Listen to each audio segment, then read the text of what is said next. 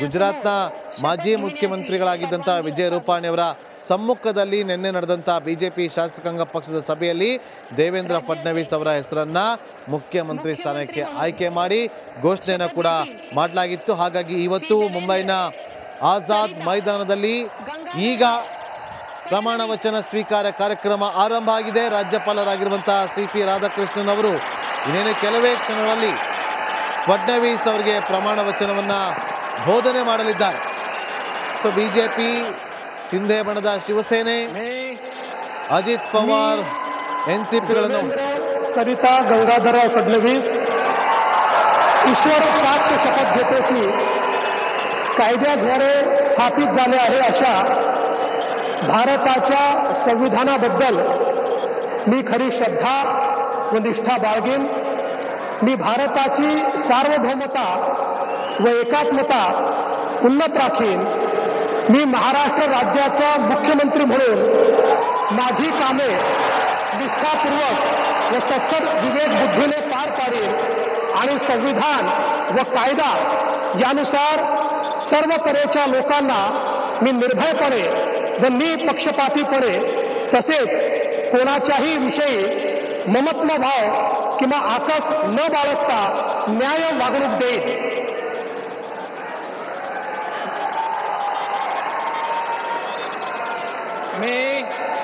मी देवेंद्र सरिता गंगाधरराव फडणवीस ईश्वर साक्ष शपथ घेतो की महाराष्ट्र राज्याचा मुख्यमंत्री म्हणून माझ्या विचारार्थ आणली जाईल किंवा मला ज्ञात होईल अशी कोणतीही बाब असा मुख्यमंत्री म्हणून माझी कामे यथायोग्य पार पाडण्यासाठी आवश्यक असेल ते खेरीज करून एरवी मी कोणत्याही व्यक्तीला किंवा व्यक्तींना प्रत्यक्षपणे व अप्रत्यक्षपणे कळवणार नाही किंवा त्यांच्याकडे उघड करणार नाही।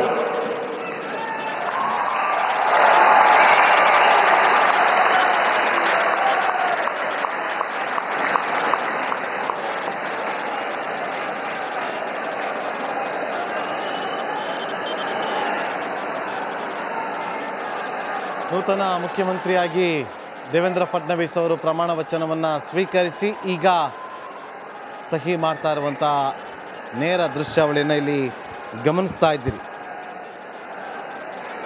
ನಿನ್ನೆವರೆಗೂ ಕೂಡ ಕುತೂಹಲ ಇತ್ತು ಯಾರಾಗ್ತಾರೆ ಅಂತೇಳಿ, ಆದರೆ ನಿನ್ನೆ ಬಿಜೆಪಿ ಶಾಸಕಾಂಗ ಪಕ್ಷದ ಸಭೆ ನಡೆಸಿ ಆ ಒಂದು ಘೋಷಣೆ ಮಾಡ್ತಾರೆ ನೋಡಿ। ಅಲ್ಲಿ ವಿತ್ತ ಸಚಿವೆ ಇರ್ತಾರೆ ನಿರ್ಮಲಾ ಸೀತಾರಾಮನ್ ಅವರು, ಗುಜರಾತ್ನ ಮಾಜಿ ಮಂತ್ರಿಗಳು ಕೂಡ ಇರ್ತಾರಲ್ಲಿ।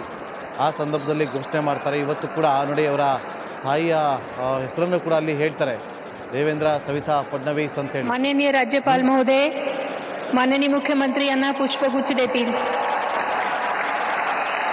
ಈ ಗುಚ್ಛವನ್ನು ನೀಡಿ ಅವರಿಗೆ ವಿಶ್ ಮಾಡ್ತಾ ಇರುವಂಥ ದೃಶ್ಯವನ್ನು ಇಲ್ಲಿ ಗಮನಿಸ್ತಾ ಇದ್ದೀವಿ।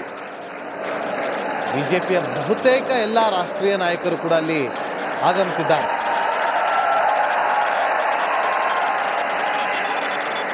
यानंतर राज्याचे उपमुख्यमंत्री म्हणून शपथ घेतील श्री एकनाथ गंगूबाई संभाजी शिंदे।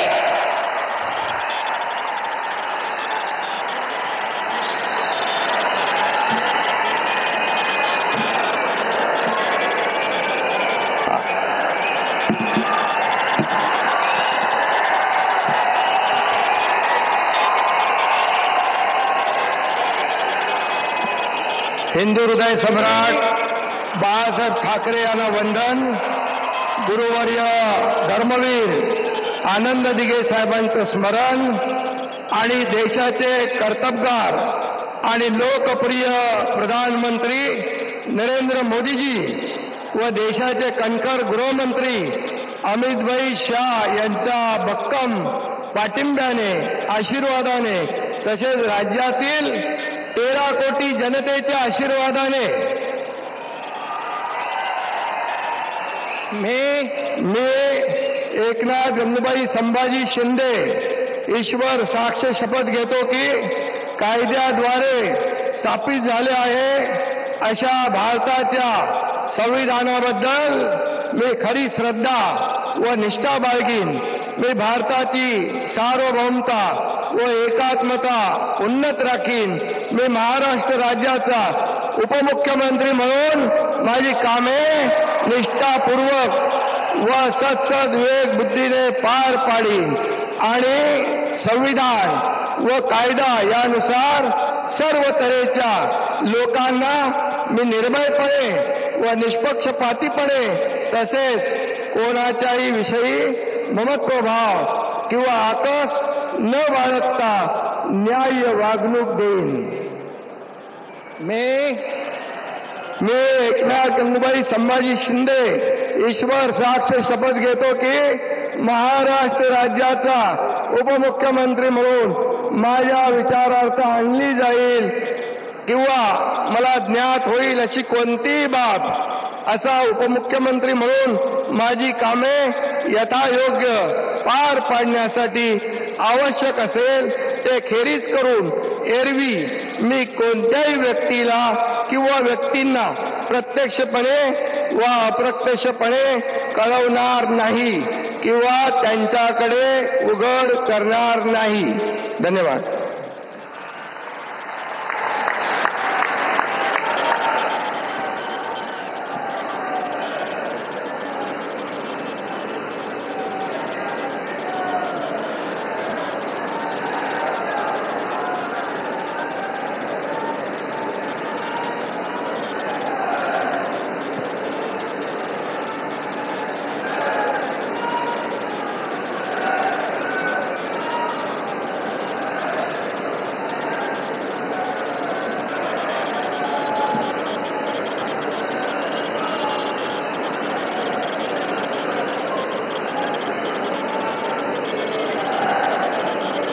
माननीय राज्यपाल महोदय, माननीय उपमुख्यमंत्री महोदय यांना पुष्पगुच्छ देतील.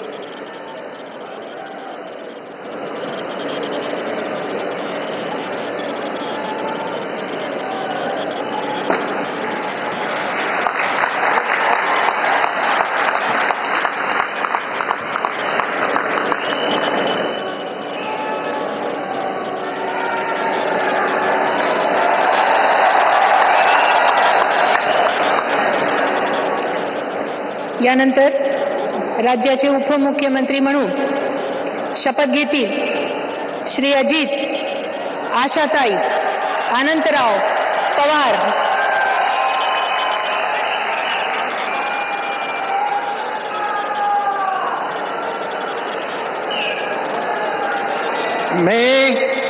मी अजित आशाताई अनंतराव पवार गांभीर्यपूर्वक प्रतिज्ञा करतो की कायद्याद्वारे स्थापित झाले आहे अशा भारताच्या संविधानाबद्दल मी खरी श्रद्धा व निष्ठा बाळगीन.